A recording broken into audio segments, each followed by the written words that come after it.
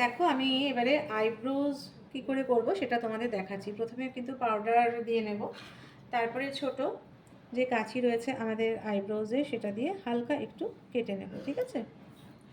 কেটে নিয়ে এবার দেখো আমরা কিন্তু ওপর থেকে সব সময় ভীষণ কম লোম তুলব, হ্যাঁ? ওপর থেকে কিন্তু খুব বেশি শেপ দেব না। দেখো সব সময় নিচ থেকে শেপ দিতে হয়।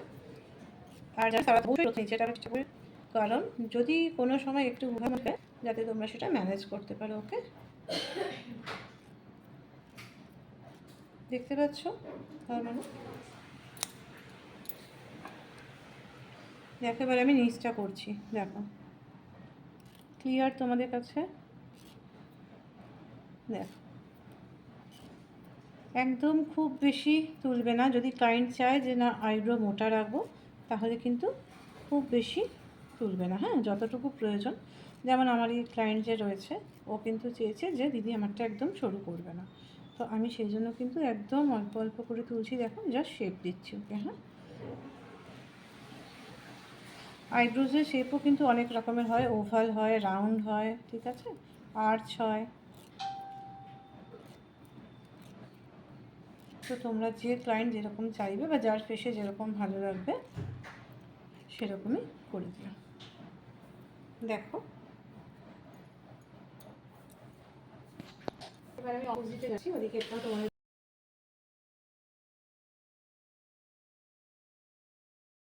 আমার ওর থেকে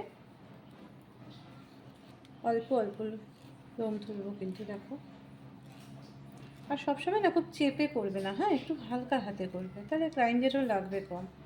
খুব চেপে করলে তারা খুব ব্যথাও পায়, লাগেও বেশি কিন্তু।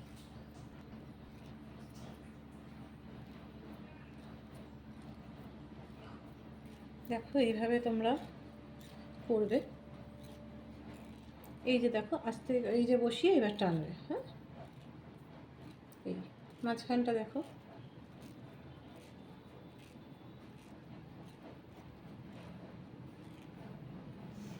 আমরা যখনই আইব্রোজ করবো, ধর্ম না, আমরা যখনই আইব্রোজ করবো আমরা কিন্তু আইব্রোজের অপোজিট সাইডে দাঁড়াবো, হ্যাঁ?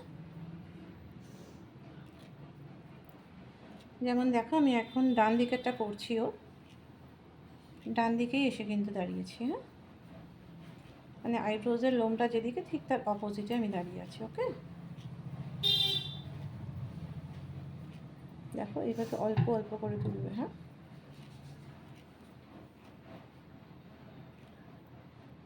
কারণ ওর কিছুদিন আগে করেছিল, খুব বেশি বেরোয়নি। এবার ও চাইছে যে আমি কিন্তু সরু করবো না, সেক্ষেত্রে আমরা কি করবো, একদম অল্প করে তুলে ওকে শেপ দেব।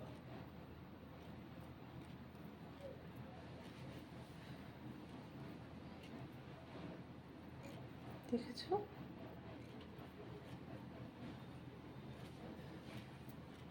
দেখো তোমরা একটু দেখো সেটা একসাথে তোমরা যদি প্রপার ওয়েতে করো ক্লায়েন্টের কিন্তু খুব বেশি লাগবেও না, আর দেখতেও খুব সুন্দর লাগবে, ঠিক আছে?